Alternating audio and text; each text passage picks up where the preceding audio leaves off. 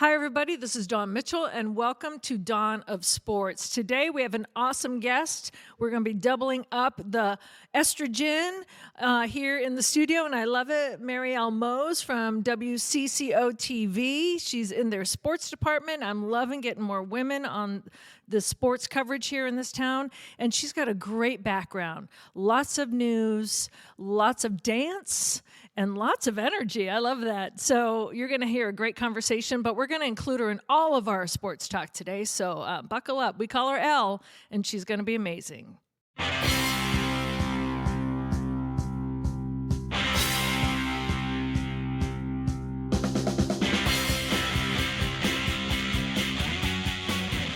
Yes, welcome back to Dawn of Sports, starring, Dawn Mitchell from Fox 9. Dawn, I'm just going to let you introduce our special guest, actually in studio here. Yeah, I'm really excited, too, because I wanted to have her on for a long time. Now she's in sports, and I feel like every woman that I can pluck over to the sports side, Jim, I feel like I have another sister along. So Marielle Mohs from CCO TV, and you've seen her a lot out and about doing some news as well, but has recently, just the past year, right, have been into the sports department and have been kicking butt. I just want to congratulate you first on that. And we know each other away from professional stuff, so to see you make that transition for me has been really cool to kind of just step back and be an observer of it, Elle. Her nickname is Elle, by the way, so if I refer to her as that. So thank you for being on the show. Thanks for having me. Yeah, it's been exactly 1 year. July was my 1 year sports anniversary. And yeah, I thank you so much because you knew about it before it was announced. And from the beginning, you've always just said, I got you. And it's just comforting to see you in press boxes. I wish I saw more of you in press boxes, but it's just comforting to see you there and know I have my support system along the way as I'm learning. Yeah, when you're in the press box, I'm in the studio, or you're at the Twins and I'm at the Vikings training camp. So we haven't passed that much, but we will. Now that you're more fully entrenched, you will. And then you'll get to know the craziness I'm anchoring today. I won't be able to see you out there. So, Jim, what you like also, because you're such a strong supporter of women in sports, when you see a fresh face come along, part of me also says, "Oh, she'll learn too." I'm hoping there's not that many pitfalls in the learning process of more of the invisible rules that go on in sports. Well, right? I mean, things have gotten a lot better, and I think that's probably a great topic of conversation to really get the show rolling. Before we do that, do want to take care of some, furniture, as we call it in the business. This is Dawn of Sports. This is part of TalkNorth.com. You know this deal. We have the best sports lineup in town: Russo, Krasinski, Diamond, Millay. We're adding Randy Shaver shows now. We have the John Krasinski show on the Timberwolves, Mike Grimm on Gophers, Kevin Gorg on everything. Check it out. If you find a show you like at the network, please subscribe to your favorite podcast app. It's free. It's the easiest way to listen. It does us a lot of good. This show in particular is sponsored by another great supporter of women's sports, Rudy Luther Toyota. And we're coming to you from the Aquarius Home Services Studios. And to kick off this portion of the conversation, sometimes what we do with our guests is you and I talk about sports, then we have our guest on later. Obviously, yes. Elle can talk about all this, so we'll all just join in. Yeah, you're roped in. Is that okay, Elle? But I would say that, I was an old school white male sports reporter. I covered the NFL and baseball extensively when I was young, and there just weren't many women around. Mm-hmm. And what I will tell you is the more women we have in press boxes, in press conferences, in the business, the better and more comfortable I feel, because too many white guys sitting around by themselves get away with way too much BS. Women class up the joint, and we need that. I knew you way back when, though. Yeah, well, right? You and I happened. Here's the funny thing, Elle. Dawn and I met when I was a Twins beat writer. She was in Boston, and the Twins were in town, and all the Twins people I knew ended up going out to a bar after a day game, and there's Dawn. And Shocking. That's where I met. Yeah, it's shocking we found Dawn in a bar. I love that. Shocking In we her met element. out social, but yes. No, but that was, yes. That's cool. And then You're we met again because then you had to remind me. It's so the path that you're on is going to be super cool because then you meet someone else. Then you, for some reason, were covering the Packers. Well, I was a Vikings beat writer for a long time. Then it became kind of a feature writer, and kind of the person they sent on special assignments. So I would go spend like all week in Packerland to preview Viking Packer games. So then I was not in Boston. I was in Milwaukee, and it was either a game or a training camp. And I was like, hey. So to get here and to see Jim here, it was Jim and Pat Borsey, who is Rachel Blount's husband, who I knew because I said, hey, I'm moving to Minnesota. I don't know anybody. And Pat was like, you know me. And then when I saw Jim, I was like, okay, no, 2 people. I'm good. I love it. I didn't know you guys went back that far before, like you met before Minnesota. Yes. It just proves how small this business is. It is. Like you can throw a dart anywhere in the country and you know a journalist there. That's actually one of the things I love. I mean, our business has its problems. One of the things I love about this business, I travel a lot, both professionally and personally. Every town I go to, I know somebody. I have a friend someplace. Same. Did you know someone in Santorini, Greece, when you were out there? Now I have friends in Santorini, but I didn't when I went there. No, that was unique. Although, I won't go too far on this tangent, but it's amazing how everybody we dealt with in Italy and Greece speaks perfect English. Oh, yeah. Perfect.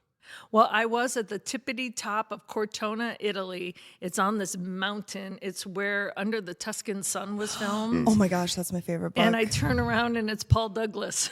I'm like, are you kidding me? Did he give you a weather forecast? Yeah. He was like, I can tell you this, it's wet. And he had a glass of wine or something. So it was, I'm like, wow, here I am, That's like so in funny. this That's remote corner of wild. the world. And there he is with his wife, and he was on vacation. So I That's studied kinda abroad in London with one of my friends who I met here in love high London. school. And we went to Munich for Oktoberfest. And we're sitting in this little cafe. We were kind of just lost in the city. And we're just like, this looks nice. Let's sit here. And we're having this great dinner. And this couple next to us says, you guys speak perfect English. Like, you must be from the US. And we're like, yeah, where are you from? And they're like, we're from Minnesota. And we're like, oh my gosh, same. And then we're like, we're in Minnesota. And the couple says, we live in Maple Grove. My friend's from Maple Grove. Turns out they're in the same cul-de-sac. That's hilarious. I'm like, we're in a random town in Europe, the smallest cafe, hole in the wall, and here we are next to one of your neighbors from Maple Grove. That's Another fantastic. crazy. This last time I was in, and I was kind of in a bubble, and kind of, you can say this, Jim, when you're traveling. I was in a bubble because I went to France for almost, so like 2.5 weeks. It's the longest I've ever been away from work. And so now I'm in the airport in Paris getting ready to take my flight home. And I'm not even at the gate or anything. So it's not like, the flight going to Minnesota or wherever it was connecting through. And all of a sudden, I'm just getting my little cafe, and I'm they have Chanel shops in the Paris airport, right? And all of a sudden, I'm like, meat sauce? And I'm like, you don't want to yell meat sauce across the airport in Paris. In Europe, we call right? them bolognese. Right, there you go. And I was like, no, that can't be him. What? And so I went, Paul? And he looked at me, and like we both had been in our little travel, bubble. And he looks at me, he goes, and he squints his eyes. He goes, Dawn? And we're like, oh my God, it took us a second. So then he and his wife, we all had our little cafe au laits or whatever we did. And then it's like, all right, we'll go to the gate together. But it was like my brain kind of melted. So, when you're kind of in a different thing. So I had a weird one. My wife and I were vacationing in Cabo, and somebody recommended a seafood restaurant. Oh, seafood restaurant makes it sound really fancy. It was like in the middle of an almost torn down city block in Cabo. It was basically a tarp. And we're like, are we going to eat here? We walk in, and we're like, God, where do they get their fish? Is this going to be safe? And as we're talking, pickup truck pulls up to the front door, if it had a door, and they grab a marlin they just pulled out of the marina like 2 blocks away, and they walk it through the back. And we're like, okay, we'll have marlin. Oh, yeah. But the funny thing is, and we're sitting there eating, and we look up, and there's a Minnesota Wild poster on the back tarp. It's been signed by like every Minnesota who's come through. Stop. That's so cool. You were meant to be there. That's how I take those signs. For sure. Yeah. I For was sure. meant to be here at this given moment. All right, we're going to continue this conversation. We're going to get into all kinds of stuff. I want to talk about the Olympics, Twins, Vikings, everything else. But let's go ahead and just thank Rudy Luther Toyota for supporting this show, for supporting other shows on the network, and for being such a great supporter of women's sports. Ready for a women-forward car dealership? Rudy Luther Toyota empowers their many women on staff in sales, management, and service. Whether you are looking for a new Toyota or pre-owned vehicle, Rudy Luther Toyota has something for everyone. Every vehicle comes with a Luther Advantage. 10 cents off fuel and car wash discounts at holiday stations, Luther Advantage warranty, and 5-day return policy on pre-owned vehicles. Located just 5 minutes west of downtown Minneapolis, off 394 and General Mills Boulevard. And they're also hiring. Want to join the team but don't know where to start? Visit rudyluthertoyota.com today. When people think of the Freemasons, they often think of secret handshakes and unusual hats, and of course, the pancake breakfast. Minnesota Masonic Charities would prefer that you think about the work that they do right here in our community. Places like the Masonic Cancer Center at the University of Minnesota or the Masonic Children's Hospital and the Masonic Home in Bloomington. They are just a few examples of the important work that the Freemasons support here in Minnesota. As part of the largest fraternal organization in the world, Masons have consistently answered the call when it comes to charitable needs. I am happy that Minnesota Masonic Charities has chosen Minnesota Bound and this podcast as a place to help spread the word. We look forward to learning so much more about their many programs here in the weeks to come. And once again, we're coming to you from the Aquarius Home Services studios. Also, personal note for Dawn and myself. My band played at Glick's last December to celebrate Dawn's birthday and the birthday of Jerry Holt, one of my favorite human beings, a great photographer at the Star Tribune. And it went so well, we're having a fake birthday celebration this Friday, August 9th. Oh, that's right. By the time you hear this, it's probably over with. So never mind. We had a blast. We had a blast. That's It what I'm was saying. so We had a fun. blast, and you missed it, and I'm sorry you missed it. All right, let's move on. We're recording this ahead of time, so we won't have all the Olympic results. But let's talk about what it was like for us to be here and watch what Suni Lee did, what the other women's gymnastics stars did, what Reagan Smith did. Elle, what was it like for you? It's just so incredible to see Minnesotans not only represented on the Olympic team, but dominating.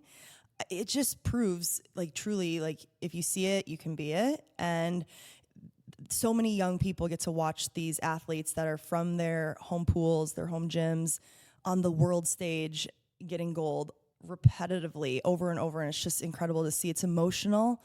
I cry every time during the medaling of it all. But so yesterday, actually, I know it'll be dated, but yesterday on Sunday, I went to Suni's statue in Phelan Regional Park. And we were like, I wonder if there's just going to be any people stopping by. You know, she just got the bronze in the uneven bars, so maybe there's going to be some people. We get there, and this family walks up with Eiffel Tower T-shirts on. And we're like, okay, gold. And we talked to them, and they're like, yeah, we're from Nashville, Tennessee, and we're Hmong Americans, and we're huge Suni fans. We're in town for a wedding, and we made sure we had this statue visit on our list. And they had their little kids with them, and they said that their son was born during the 2021 Olympics. He was a preemie, and they were stuck in the hospital for weeks. And Suni's performance and watching her got them through, like, really difficult days. Oh, I just got chills. Right? Like, those are the moments that Suni brings us, the joy she gives us, and for these families to come cross country to Minnesota just to be in Suni's hometown, it's really special. You know, growing up, and I grew up in Massachusetts, and I think we're so proud of maybe the one athlete that might have made it to the Olympics.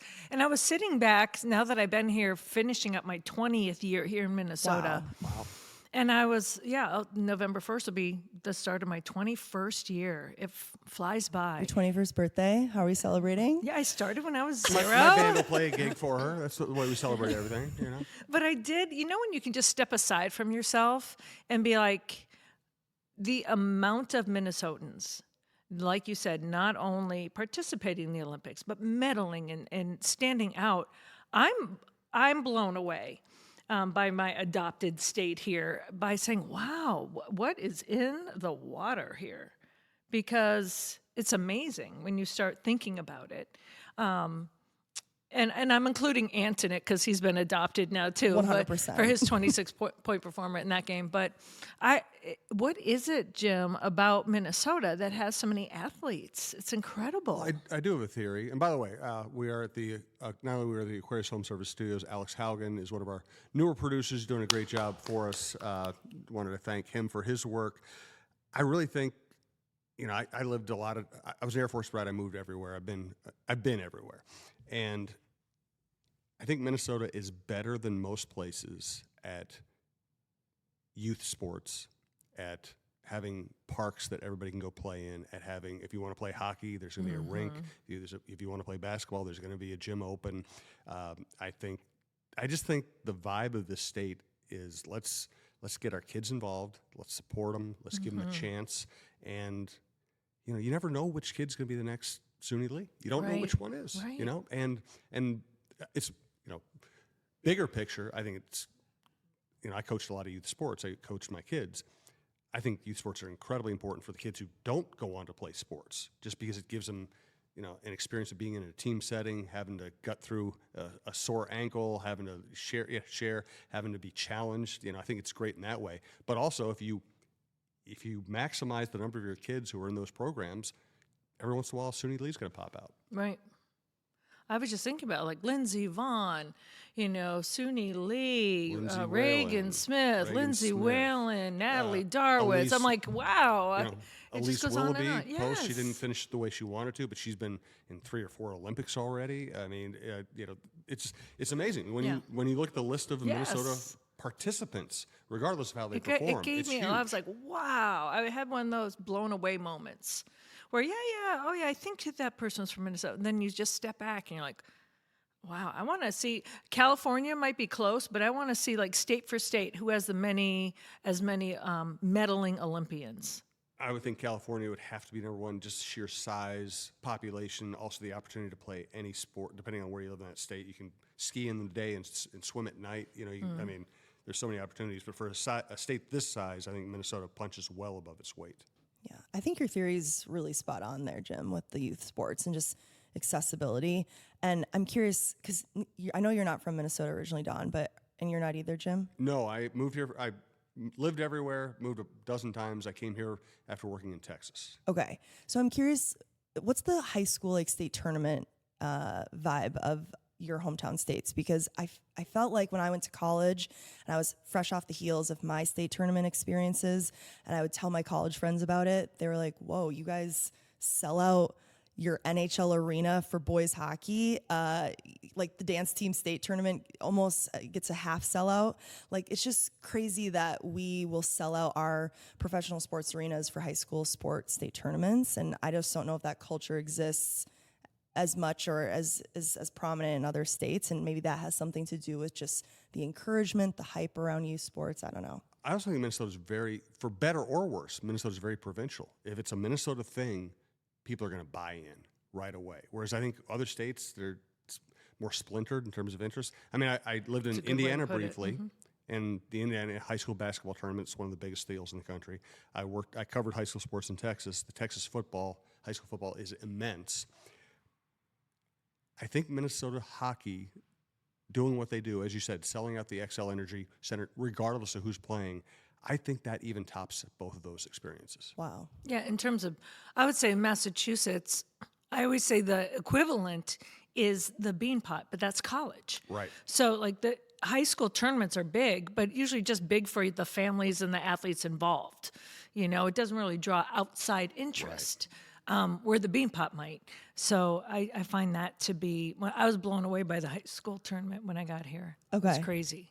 Yeah, that could play a role in because if that's what you grew up watching and going to, you're like, someday I want to play at the X when I'm a teenager. Yeah, it's a great motivator for young players. And also, I know people who buy tickets way ahead of time before they have any idea who's going to play. They just want to be part of that experience. Whereas I feel like even as big as Texas high school football is, it's the high school fans who show up. Right. And they might all show up, but it's not your average football fan because they have other options. In Minnesota, I think they feel like hockey is their thing and they're going to support it every way they possibly can. Can I just give a shout out to two people who are not from Minnesota that on the Olympics I'm that's still not allowed. loving? It's not allowed Please. here. We don't do that. Snoop Dogg. I would have thought that by this time I'd be over him. I'm not. I can't get enough of him. Like then they add Martha Stewart into the mix and the horses and the whole bit. I'm like, love it. And Katie Ledecky, Oh my gosh. when she's swimming one way and everyone else is going the other, like just all those memes of how defeating is it that you train your whole life to be an Olympic athlete and Katie Ledecky is going the opposite way and you know like, oh, I'm not going to win anything. She's incredible. So it's those moments that I think are embedded in my brain from this Olympics. You know what I love is the idea. Here you have Snoop Dogg and Flavor Flav dancing around wearing, you know, the gold chains and everything, but also wearing U.S. colors and getting into it. I'm just picturing all these rednecks just getting really angry at that. I'm actually loving it. You're loving that. I just, the whole thing. And it's like, people are like, are you not sick of him yet? I'm like, I am not. I am. He could run for president and I'd vote for Snoop Dogg. 100%. It's just nice to have like a variety of commentary. So you have like this professional sportscaster there giving the play-by-play, and then you just have the fun flavor of Snoop and Martha just adding, I don't know, sparkle. It's great. There's only one thing, and I haven't listened to her podcast, and I'm not against podcasters, obviously, but I did, until I knew who was interviewing Simone and her husband, I was like, what kind of question was that? This is not a professional interview. I'm like, what? But it was a woman that does that very famous podcast, and I'm sorry, I can't remember Call her Her name. Daddy? Yes, and I like her. Yeah. But I didn't know, in that setting, I was like, who is it doing this interview? Because it wasn't like in our style that we do. And you're like, come on, girl. And I was like, what is going on?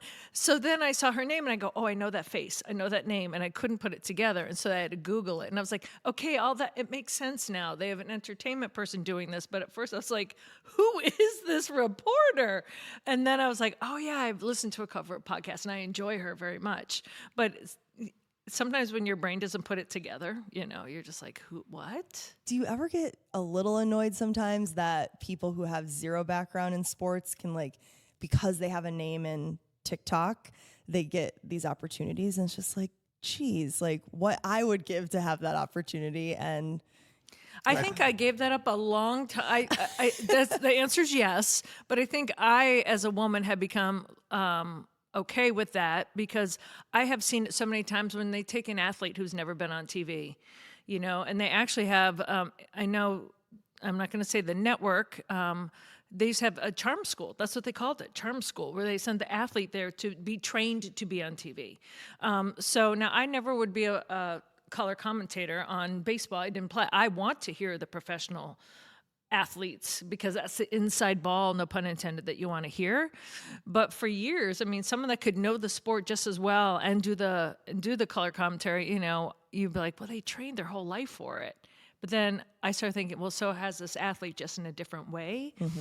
So you have to remember that TV, especially so, is an entertainment thing. So I get it. It does take away from it, but I'm enjoying, like, it made me pay attention to that interview. Like, who is interviewing Simone and her husband? Like, the questions aren't bad, but it's more like in a, you know, different kind of style.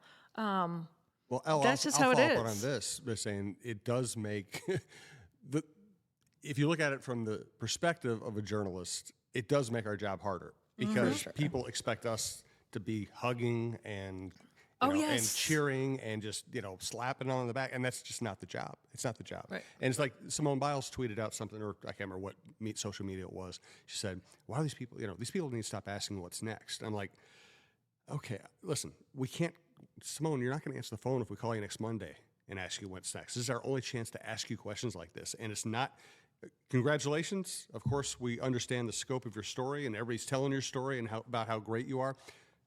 But if you're a reporter, you have to ask some realistic questions. It can't just be, cheerleading. Mm-hmm. Right. Has to be thought-provoking. Yeah.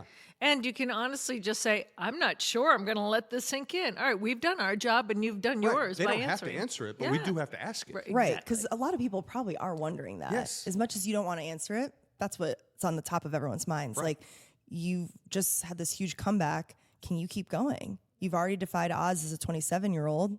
keep going. Yeah. You know what I would say? I'm done. Same. Finish on top. You know the way to play it? Yes. Play it like Diana Taurasi. I was sitting there in front of 5 feet from her at the Tokyo Olympics. Yeah, what'd and she she comes say? in, and she and Sue Bird come in, and they did the first press conference before Dawn Staley got up there, and they're slamming champagne, and they're just, they're funny as hell, and they're joking, and they both say, "We are done. We are out. We're going to drink this damn champagne, and you're never going to see us again." And then Diane got to do all that, have the big farewell party, and then 2 years later she goes, "No, I'm going to play again." Yeah. That's perfect. I'm going to do what I want to do. Yeah, and then she'll get another farewell tour. Right. That's the way to play it. It's like every great rock band. Every tour is your farewell tour. Your last 12 tours are farewell tours. It's like the going out of sale for rugs, right? Yes, exactly. There's always a shortage and they're going out of business, but then they're there for 10 years. So no offense to any of the rug people out there. I'm just saying. I've always thought though, and again, I'm so glad we got to have as a Vikings. I'm glad the Vikings fandom got to have Brett Favre on their team for a while, but go out on a high note. Same with Tom Brady. Go out on a high note. I think there's so many people that refuse to go out on a high note, and they love the ego, the power, whatever, the status. I'm not saying those guys do, but they do. You see, okay. Also, you see it in politics too. Just go out on a high note. This is the only where I disagree, only because I knew for me, when I graduated college, the hardest thing for me when I graduated was for the first time in my life since 2nd or 3rd grade, I did not have a team to go to. I didn't have practice. I didn't have a coach to report to. I didn't have teammates to help me accountable. I didn't have that structure, that schedule. That's hard. That's really hard. I feel bad for female athletes in general because that hits them a lot earlier because men always try to think that they can go pro or there's more men's leagues and this and that. Now it's getting better for women. But for me, that was a loss. I had to grieve that.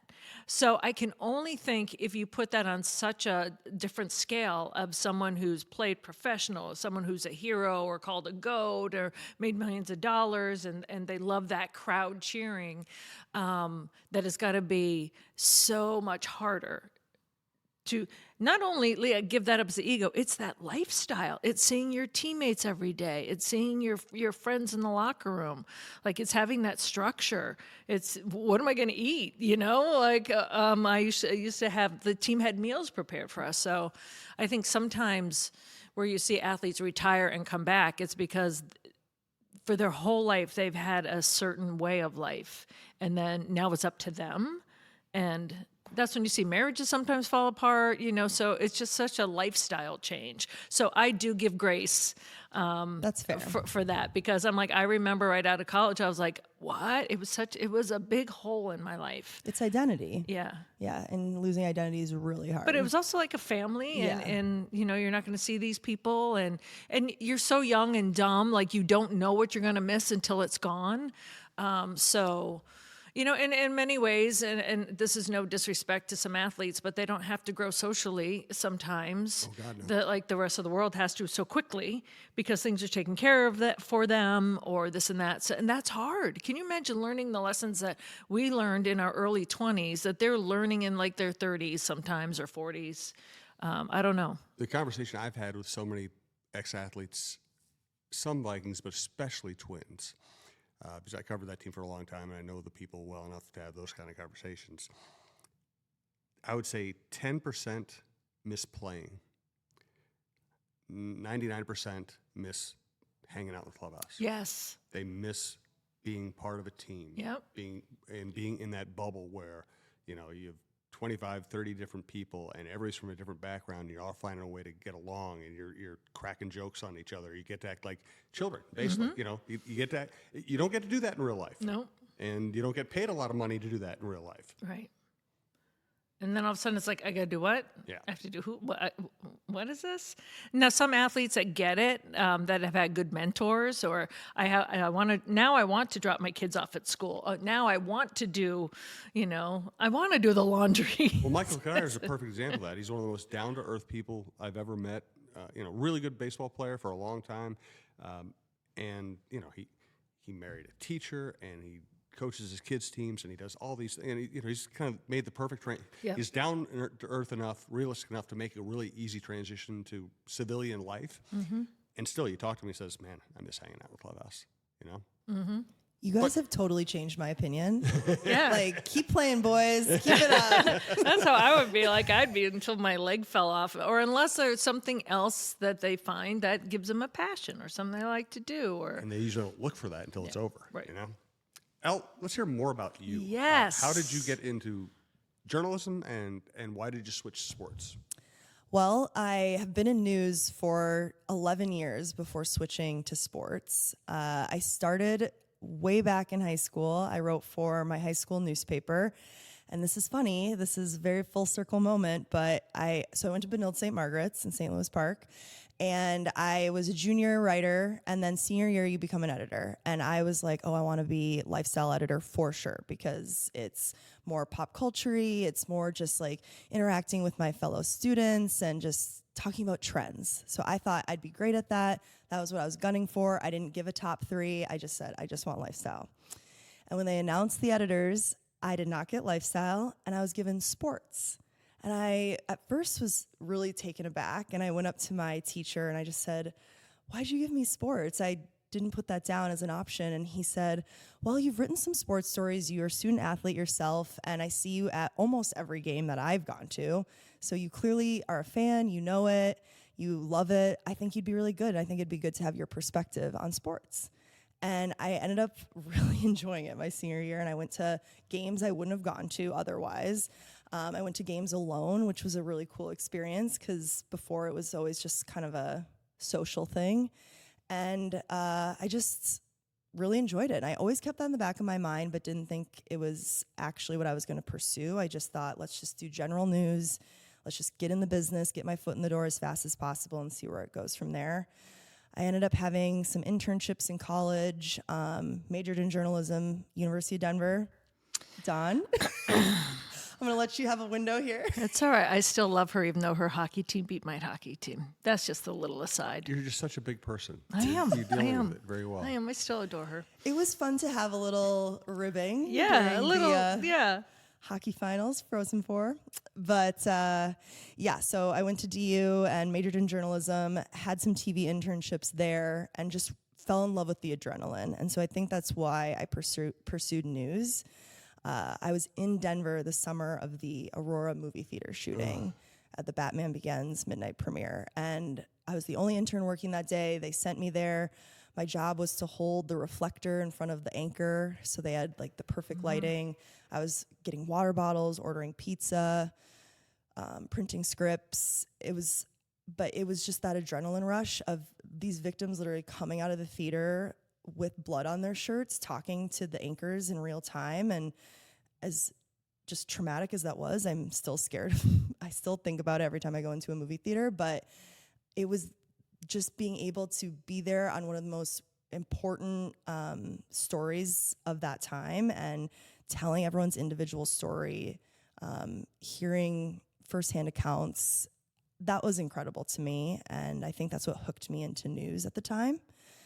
So yeah, I pursued news for a really long time, but for that exact same reason why I fell in love with it is kind of why I fell out of it, because you can only love the thrill of that adrenaline of crime, talking to people on the worst day of their life for so long. It eventually takes a beating.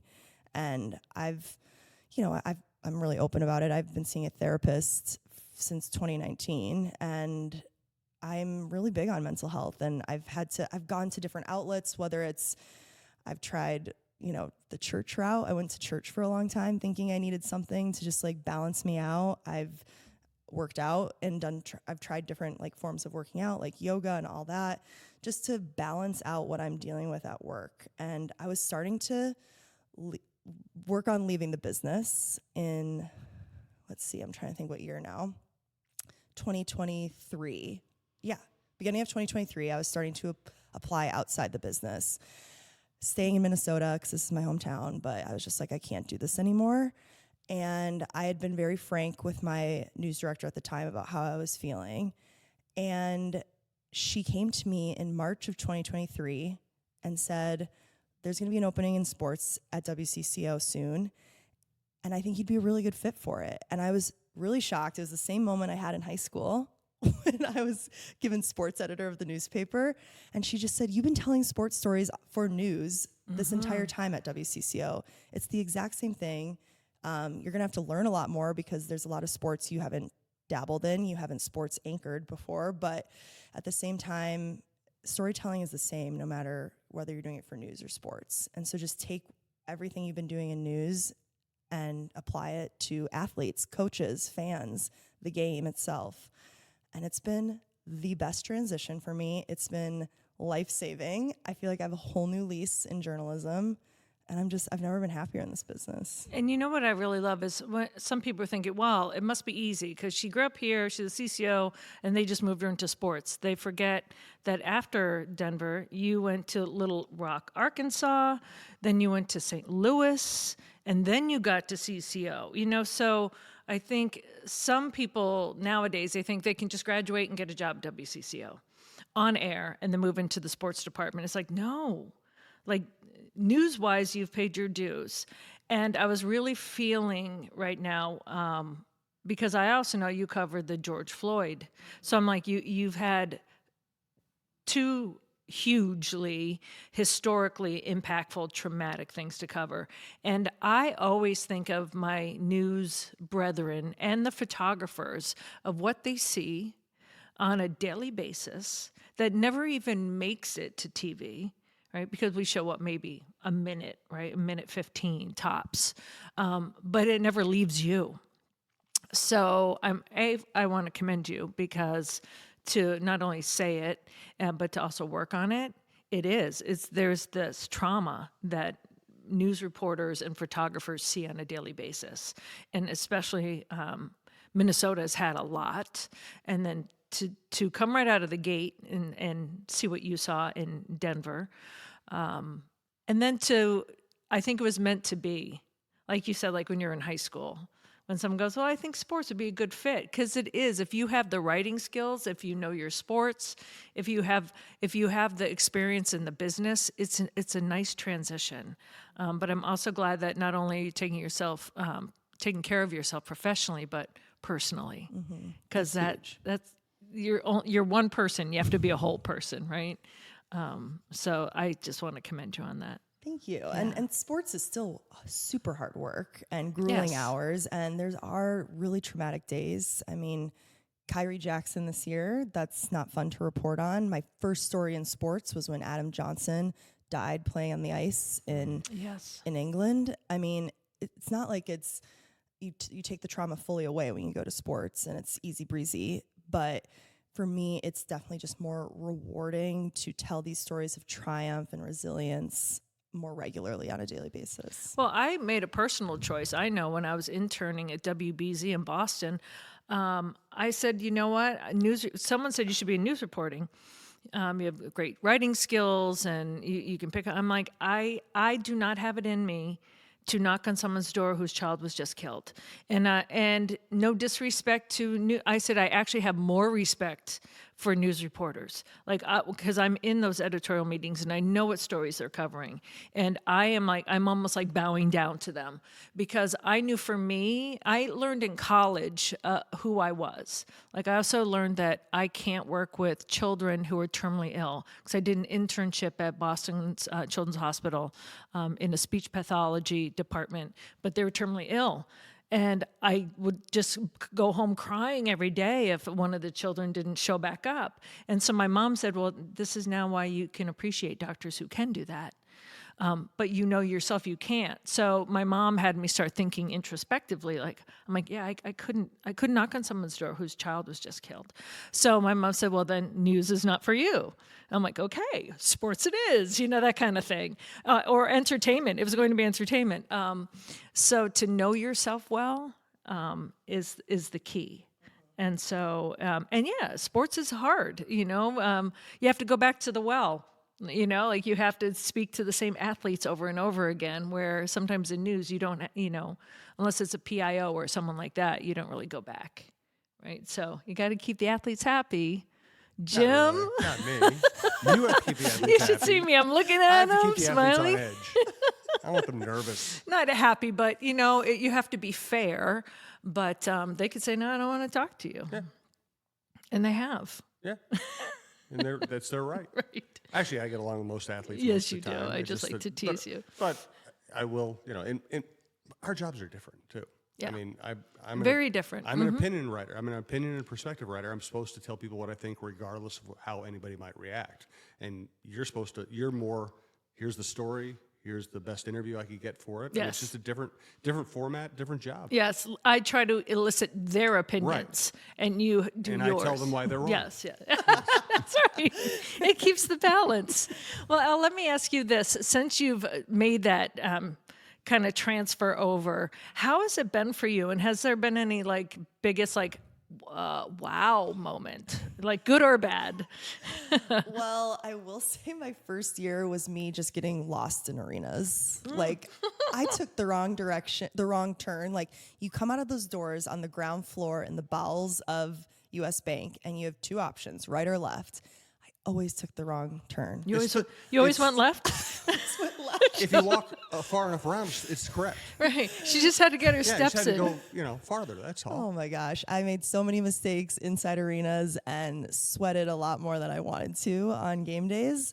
I'm also constantly finding turf pellets in my shoes. That's been just a Welcome new to the normal. business. But I've just, it's been interesting. Like you think about just the basic sports, kind of like, football, baseball, hockey, and you forget sometimes about all the little sports, especially in prep. And so one of the biggest eye-openers for me was when I covered volleyball state for the first time. And I'm like, how do you score a volleyball game? I had to Google that. Tennis, I played tennis as a kid, but I forgot how it's scored as well. And so that's been interesting. And there's just all these little things. I mean, I played lacrosse in college, so that one was easy to kind of jump on that coverage in the spring. But it's been fun just to, I don't know, back to the schools that I used to play at or play against. Like going to the Eden Prairie football stadium was one of my first stories of the football season last year. And I'm like, man, I've been here as a fan when I was little. I've been here. I played lacrosse here. I don't know. It's cool to have all those memories come flowing back as I'm covering sports. It's also hard to do it in your own hometown. Yeah. But you've had that experience of being on air as a news person, and but now to switch to sports and be able to do that, you get to see your old coaches, and everyone comes out of the woodwork, I'm sure, right? Oh, for sure. Especially when I go to Benilde. I covered Olivia Olson this past season, and when I showed up to the soccer stadium that day to cover her, all my old teachers came out that are still working there, and we just want to come say hi. And I love it. It's exciting and it's really fun. But the emotions is hard. It's easy to be removed when you didn't grow up here, but you have to remain calm. I've had to pinch myself in press boxes because you can't react. That was another hard thing to adjust to, is you can't have any reaction in the press box. And when you grow up watching these teams, it's tough. You can laugh if something's funny. Oh, you can laugh and you can gasp and you can react. You just can't cheer. You just can't cheer. Yeah. Okay, you can gasp. Oh, yeah, I gasp all the time. We're like, Here's the way I always put it. what was that? Get rid of the idea of objectivity. Yeah. Objectivity does not exist. There's no such thing as objectivity. Everybody brings their own biases and histories to everything. Just be professional, So cheering in the press box would be unprofessional. Gasping or enjoying the game or enjoying a great storyline developing, feel free. A lot of people think you can't separate yourself. Like, oh my gosh, is it going to be really hard when the Patriots can play the Vikings? I'm like, no, I don't know any person on the Patriots right now. And I've known Harrison Smith since he was a rookie. And not that I'm cheering for them, but it's so I don't have a bias towards the Patriots. It's my hometown team. If I were not covering them, if the Patriots were in the Super Bowl and the Vikings were not in the playoffs, of course, it's my hometown team. If my friends get tickets, I'm going to go and jump up and down. But when I'm working, it's really easy to separate myself. So it's different. Even if I had to cover the BC Denver game, I would still razz you, but I still wouldn't cheer for BC until after I got home on my off day. You know, like you really put like a different hat on. That's exactly right. You just put blinders on while you're on the job, and you can also, you're allowed to root for good stories. Yes. And you're allowed to appreciate seeing good people succeed. Yes. I like that. Root for good stories. Yeah. Good stories and good individuals. That's what I would say. Is like, like if the Twins win the World Series, I'm not going to cheer in the press box. I'll be happy for everybody. Right. I'll be happy. I have a lot of friends who work in the Twins organization. Exactly. I like the players. I like the fact they're in downtown Minneapolis in a beautiful ballpark. It'd be a great story. I just wouldn't cheer in the press box. That's all. And there was an athlete. And I guess to add, just to finish that thought. Yes. You can't alter the way you cover something because you have a feeling about it. No. You know, Right, because you like these people. You have to be. You still have to be. You still have to ask the hard questions. Objective doesn't work. You have to be professional about the way you deal with that. Right. It was kind of like when I had to ask Adrian Peterson about his fumbles in the NFC Championship game. Yeah. Like no one was asking at first, right? But it was the hardest locker room I've ever been in. But you have to ask those questions, right? It's right there. Like, and a pro athlete knows when they've done something.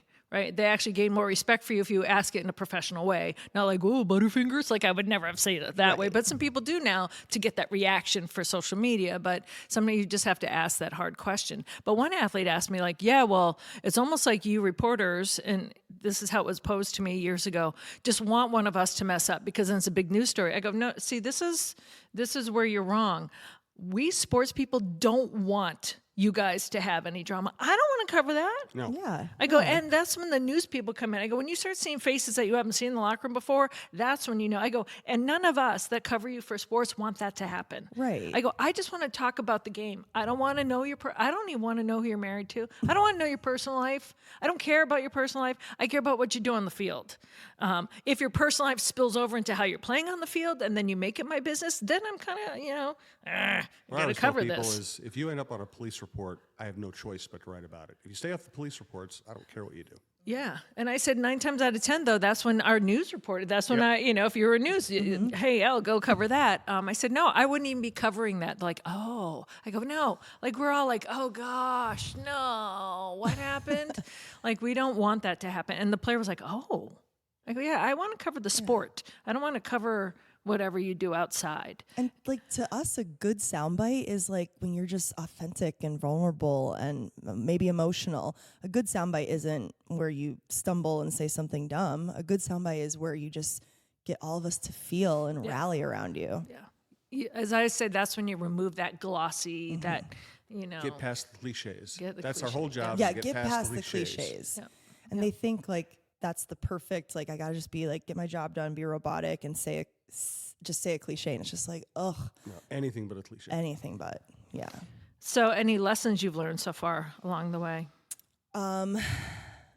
Yeah, I mean, I think I got to be honest, I definitely had imposter syndrome when I started, and I still do. I mean, I still am like, what am I doing in this press box? But I've just started to remember I need to just not be afraid to introduce myself, make that first move, and ask the questions. Like, I know that people could judge me for not knowing certain things, but at the end of the day, I'd rather just ask the question and know going forward than pretending that you know and fake it, or that's make a when you're the mistake. imposter. So you're not an imposter. I just want to tell you that right now. You've earned your way here. So there's sometimes Jim and I don't know. You have to. Got you. That's why you ask questions. You're looking for information. Mm-hmm. Yeah. Absolutely. I mean, I spent yesterday, like Sunday, I was at the Twins game, and I had like 8 conversations, and they were all off the record, just people kind of telling me what's going on without being quoted. Yet you want to get to a point where people trust you and you can have those conversations, but it takes time. and you have to have the initial conversation before you have those subsequent conversations where you actually might get something. And sometimes it's a day where you're like running around doing many things and you just make a mistake. Like now that We do make mistakes. Now yes. that the Vikings, in training camp is like day one of training camp, and they're in whites and purples for offense and defense, right? But I was like looking for this new guy that had just signed, and I was like, and I just saw the back of the jersey, and I'm like, hey, blah blah blah, like he's in purple. I'm like, oh yeah, that's right. Sorry, offense defense, because there was two of the same number in purple. You just laugh it off. Like it's not like, oh, that dumb blonde doesn't know who I am. It's, oh yeah, welcome to day one, and that's, you just left that stuff off. Yeah, exactly. And it's all about connections in sports more so than I think news is, because I've realized, and I'm sure Jim, especially like being in a beat reporter, like this more than ever, it's not about the conversations with the microphone. It's so many conversations that you're just having in the tunnel and passing by. And I remember specifically a moment where I was at Lynx Media Days, and I was in the tunnel where they were all taking their photos, and Fee walks right by me and just goes, hey. And I had all the opportunity in the world to have a conversation with her. No camera, no microphone. It was just the two of us. And I just go, hey.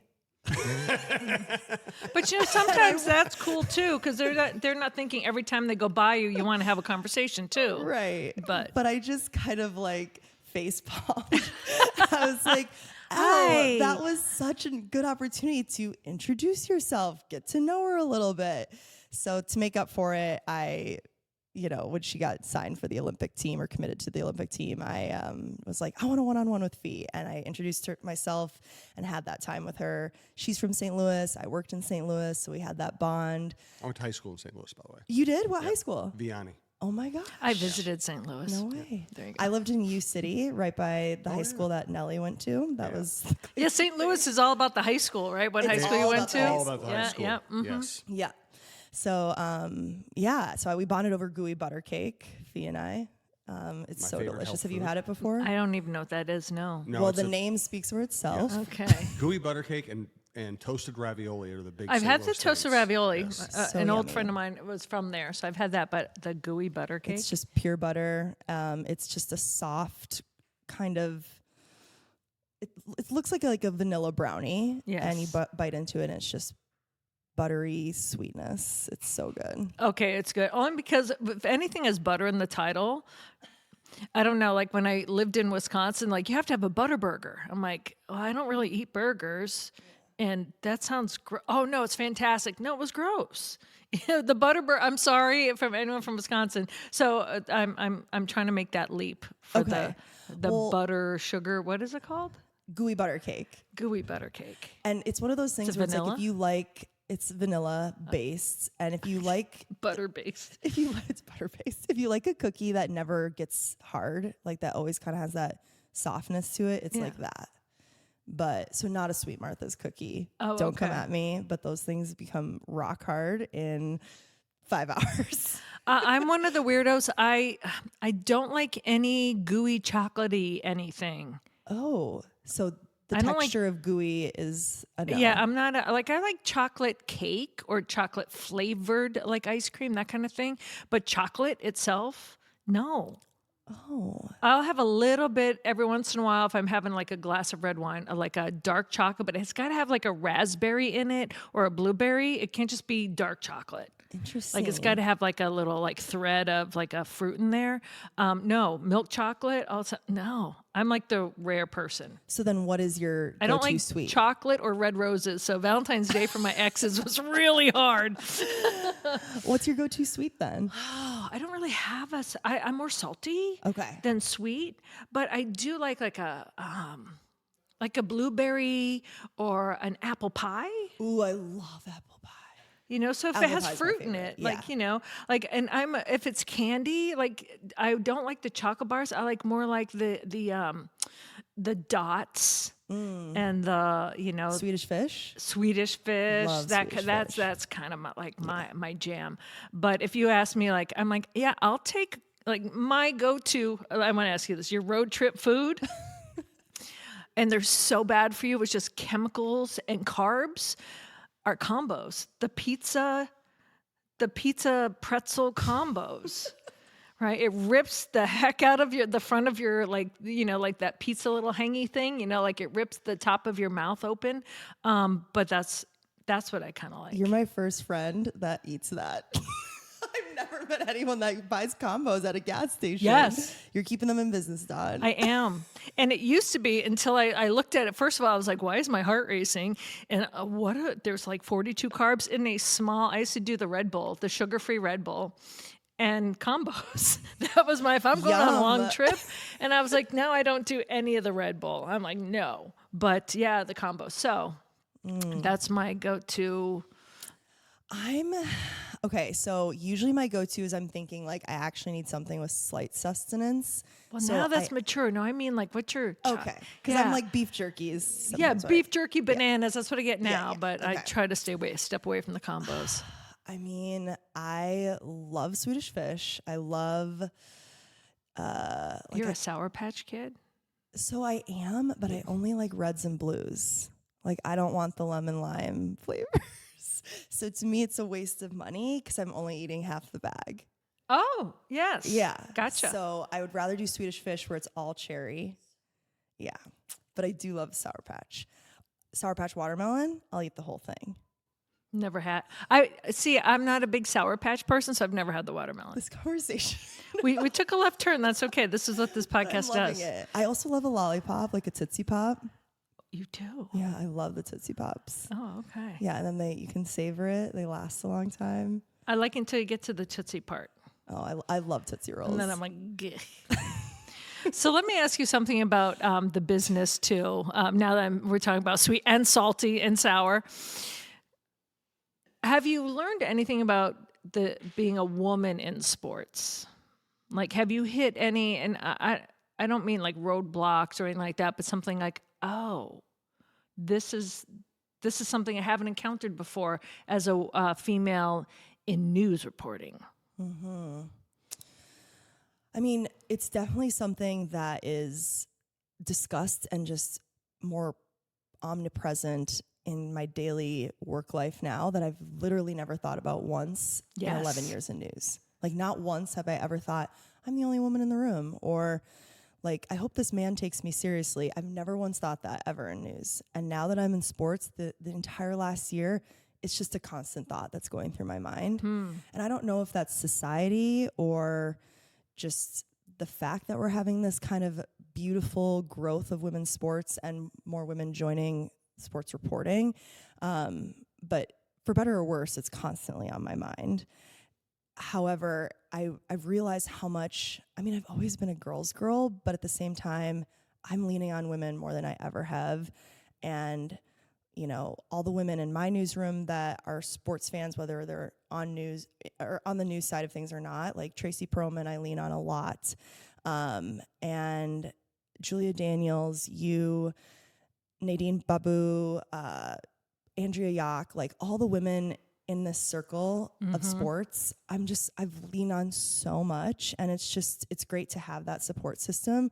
So for me, like, kind of going back to what I said earlier, like, one thing I've learned is never be afraid to ask questions. And if you're going to ask it, go to them, like, go to your sisters in this and lean on them as you navigate this new world.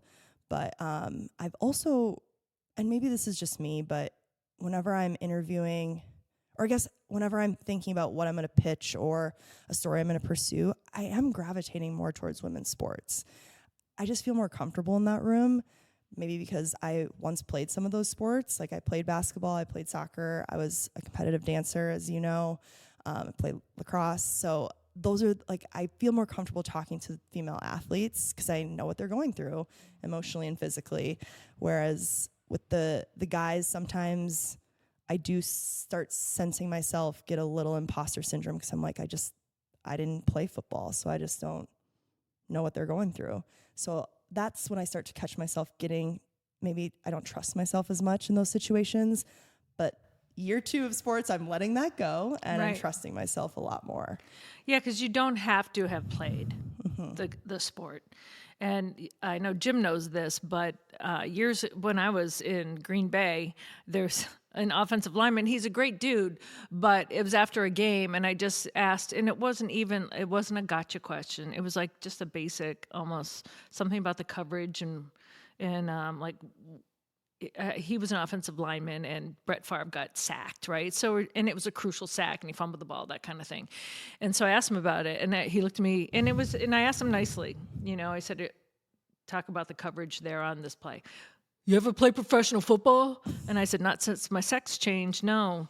Right? And I was like, I can't believe I just said that. Like, that's something I would say to my brothers, right? Because I have 4 brothers, no sisters. Like what? And because he said kind of, and I didn't say it mean, but I said exactly like that. And he just started laughing.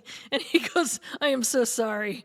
And he kind of said a swear, I'm such a blank. And I'm like, no, it's okay. He goes, you want to ask the question again? So I asked the question again, and he answered it, right? So just because you didn't play doesn't mean you don't know the sport and you don't know what happened, and you can't ask him about it. And so he just laughed. He goes, wow, that line. And he goes, you're brothers, don't you? I go, yeah. So you can't be intimidated by that, right? Because they would say that to a guy too, because all the men in the room have never played professional football either. But I know a botch play when I see one that leads to a quarterback getting sacked and fumbling the ball, and they scoop it up and they bring it back to win the game on a touchdown. You have to ask that question. So you'll learn that that's not imposter syndrome, right? That the game and you have to ask about that. Because if you were sitting at home watching that, you're like, what happened on that play? Right, Now you don't have to go to them, what happened on that dumb play? Like, that's not how I asked it. I said, can you take us through what happened on that play? Which is a legit question that people wanted to know. Like, it was broken coverage, but what we see in a broken coverage may not be what was called. It might have been someone else's responsibility. You were covering your block, but someone else was supposed to get that.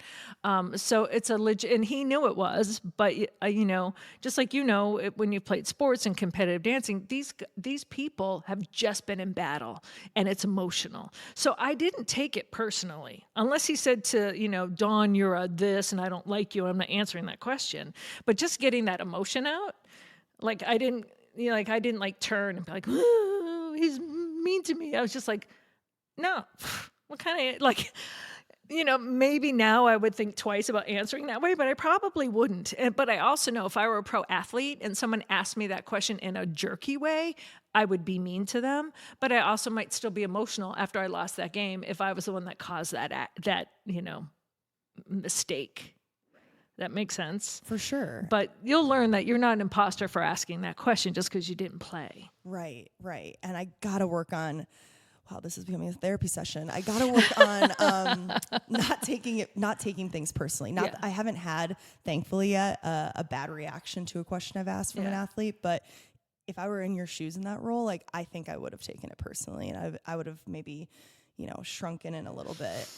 So I don't know if it was being raised with brothers or being from Boston, but either way, that comeback was amazing. Well, it's funny too, because people like from Boston, like I was raised on the South Shore, and like I go, I can throw a seashell at you or a Toll House cookie. Those are the 2 towns I was raised in. Like I wasn't raised in the streets in the city of Boston. But yeah, I mean, we did have one-liners, right? And if my brother said that to me, will you play? I'm like, yeah, since my sex change, it's something I totally would have said to my brothers. Right. Like, come on. Like, yeah, Don is my name, Well, according to Starbucks, it is my name. Every single time I order a coffee. And mine's just the letter L. Yours. Jim, when you go and you order your coffee at Starbucks, I know you just drink it black, right? Yes, Straight fuel. Have they ever messed up, Jim? Have they ever spelled it GYM? No, but we could spend an hour talking about the different ways my last name has been pronounced and spelled. And the number of people who have asked me if it's Chinese or Serbian or my name has been butchered. What's the worst butchering of your name have you ever had? God. Well, okay. Here's the one. And this is going to date me, but we already know I'm old, so I don't mind being dated. Remember there's an assassin named Souhan? Yes. Kids used to call me Souhan.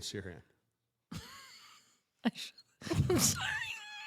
Oh, Dawn's laughing. Dawn thinks assassinations are funny. No, I'm just looking at your quote. face going, I don't know how. That's funny. Sorry. That's the worst, especially back in that day. Yes. Yeah. Oh my gosh. No, do not associate me with that. Say that again. You're Not laughing. I'm like, that's horrible. That's sorry. Sometimes horrible things make me laugh. I'm the one that laughs in Apparently. You church. should work in news. Well, so people always butcher my first name, and the best was we were at the burger bar at Lord Fletcher's.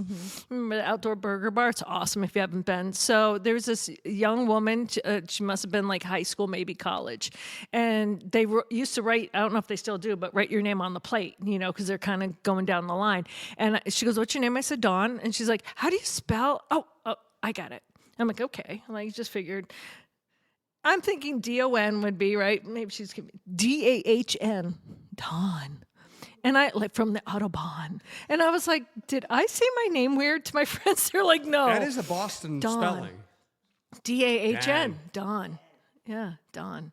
Dawn and Dawn back east, like the men, and it's pronounced the exact same way. Exact same, yes. Here it's different. But so that's probably the It's most. different here? Yeah, it's Don and Dawn here. Don? It's a little more, right? Minnesota accent. Right? Isn't that Don? Don? Get the big. Big. Do you guys think I have a Minnesota accent? I feel like I don't. I don't think you do. No, I haven't heard it. Nope. I think living in Denver and St. Louis, which are super neutral, Yes. it got rid of it. Yeah. And I was scared straight because my dad was from Brooklyn, my mom was from Jersey, and I was raised in Massachusetts. Oh my God. People are like, you don't really have a Boston accent. And I said, I was scared straight. That's aging us too. Yeah, Scared Straight. Did you ever know that show? No. Okay. As they would send kids to hang out in prison, so they would like straighten up. Yep. They were scared straight. That's my accent, scared straight. But I've also lived San Diego, Milwaukee, Chicago. I do say hilarious, different. I used to say hilarious. Very like Larry King, hilarious. So my family, they've noticed, like, what'd you say? I go, hilarious. It's like, okay. Well, I lived in Baltimore for changed. a while, so I say, my wife always tells me I say water as if it's wooder. Warder? Wooder. Warder. I'm not sure. She's probably just picking on me, but that is. Yeah. I do. The only thing I think I've always said aunt, but people here say aunt. But I have to learn in the Midwest and I've lived here a long time, so it's worked to slow down my speech. Because sometimes I can talk really fast and, we'd always have to say, I'm all finished, may please leave the table. That when we had to leave the table, it was like, I was at the table. Like, what did you just say? I'm finished with the table? Like, well, I have no idea. So I had to, especially in journalism and especially in the Midwest, because people are like, what was that? I'm like, I better slow my roll. Well, if you go to the South, you have to really slow your roll. Slow my roll. Oh my gosh. When I lived in Little Rock, so many occasions I would go to my news director. I'd be like, does this story need subtitles? And they're like, Elle, you might not be able to understand it, but our viewers can. Like, okay, great. Well, I went home. This was years ago. I'd been away in the Midwest for so long, and I went back for my brother's wedding. Now, my college roommate is from Nebraska. And so two different things. Before it was a big deal, the car keys, you see it on social media with the cat keys, right? Well, that happened with me and my sister-in-law. She had changed. We were going to like another place after the wedding. It was a day wedding. And I had chinos on, and she had jeans. And she when some people are talking, they're just staring and looking at your legs, or looking elsewhere, but while they're thinking. And so I thought she was looking at my pants, and she goes, oh, I got to get my khakis. And I go, you look fine. You don't have to change. Let's go. She goes, what? You don't have to change. You look fine. Let's go. She goes, what are you talking about? And I said, your pants. You look great. You don't have to change. She goes, oh my God, you don't even understand me anymore. Doug, your sister doesn't even understand me anymore. And she got her khakis, right? Car keys. And I was like, oh my God, I really thought you wanted to change into khakis. And she's like, you've been away too long. She kind of, that came out New Yorkish, but she's definitely. So then my college roommate, her mother-in-law, she's from Nebraska, but all the family's from Boston, bought this house in Winchester, Massachusetts. And they used to live in Woburn. If you guys know, you know. So I was trying to find the house. And this was before the GPS could just be like Waze on your phone. But I had a cell phone. And I'm calling him like, Heidi, I can't find that street where the new house is. And she's like, well, what do you mean? I said, your mother-in-law said at Facana's, take a left. So I'm looking for that Italian restaurant, or it's a bakery, Facana's. And she's like, let Nebraska translate your people for you. At Four Corners, take a left. That's like, so that's the big joke. My family's like, when are you opening a restaurant called Facana's? At Facana's, take a left. You can't miss it. I was like, oh my gosh, I don't understand my own people anymore. Wow, you've been away for too long. I think you're Minnesotan now, Dawn. I think I've been adopted. At least I can understand you all. For cute. Oh, for sure. Well, Elle, thank you so much for coming on. But I did want to leave you with this question. If you could do anything in terms of sports broadcasting, would it be going to the Olympics? Well, like, what is your big event? Like, Jim, I'm jealous because I have never covered an Olympics on an Olympic site. But people have that. Like, I've luckily have covered, I think, 5 now Super Bowls. What is your dream coverage that, like, you have on your personal checklist that you would love to do? Okay, so of course I would love to be at a Super Bowl. Like, that is for sure up there, number 2. But number 1, this is kind of nerdy, but my dream coverage is I would love to be like the first, I'm guessing it's the first, but the first reporter to give like full coverage of the college dance team national finals. Minnesota was amazing. Minnesota was so incredible. That had me on. Ooh. And like, they always place, whether they're first or second or third.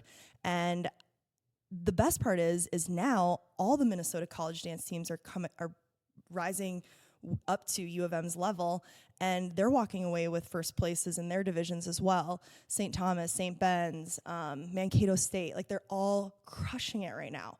And so I would love to go there as a Minnesota sports reporter and just give like full, extensive, comprehensive dance coverage from ESPN World of Sports College National Dance Championships. Sell it. Go do it.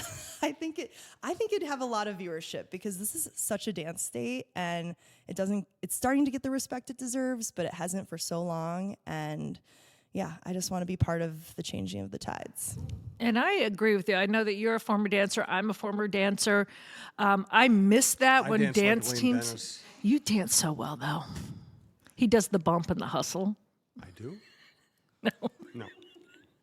But I miss that there weren't really dance teams, at least in Massachusetts when I were going. There was cheerleaders, but there weren't dance teams until after I was in college. Like, it just started when I was in college, so. I was in college in the 1800s. We had a covered wagon. You can't make old jokes when you're doing a show with me. I get all the old jokes. That's the rule, because You know how to waltz, factual. though, right? I invented the waltz. Oh, and the polka. All those other crazy dances were too fast for me. But I am starting to feel old in the sense of the lacrosse world, because I went to interview some Benilde players this spring, and they were like, I said, oh, I used to play for Benilde lacrosse. And I said, my first year on the team was the first year it was a sanctioned sport, and there was a state tournament. And their faces were like, whoa, oh my God. See, that is one lesson you have learned. Never give it away. Never give it away. Like, I see some of my friends whose kids are now in sports. I'm like, you do not know me. You are just meeting me for the first time. Do not call me Anton. Right? Yes. Jim's smiling. I am. Hey, I just want to thank you, Elle. Thanks for coming in. It was a great conversation. Thanks for having me. Thank We'll have you. you back at some point whenever you've recovered from this one. Any final thought you want to share about anything in the world? Oh, man. I know, I'm putting you on the spot. Wow. While I put you on the spot, I'll give you a second to think. That's like a statement. Like, Well, you can just say that Dawn Mitchell's your idol. It doesn't have to be anything too serious, you know? But hey, thanks to everyone who listens. We do appreciate it. Again, subscribe to any show you like. Thanks to Aquarius Home Services. Thanks to Rudy Luther Toyota. Thanks to Alex Haugen. I am getting it right? We're getting to know Alex. I don't want to screw up his name. So, Elle, now, anything you want to say? my statement is dance is a sport. Don't get it twisted. And women in sports, whether you're on the field or behind the microphone or in front of the camera, keep crushing it, keep keeping on. And I'm dwindling now, but just, I don't know, let's keep leaning on each other. The sisterhood is strong, and let's keep it growing. And Dawn, thank you for leading the charge here in Minnesota. Like, truly, like, you're paving paths for women in sports here, and I appreciate it, and I'm glad to be walking on it behind Me you. and my covered wagon. Got the cement truck. I got spinning cement coming out of the covered wagon. Thank you. Thank you, Elle. Thank you, Elle. Appreciate You're it. awesome. Thanks as always to Dawn. Thanks to Alex. Thanks to everyone who listens. We'll talk to you soon.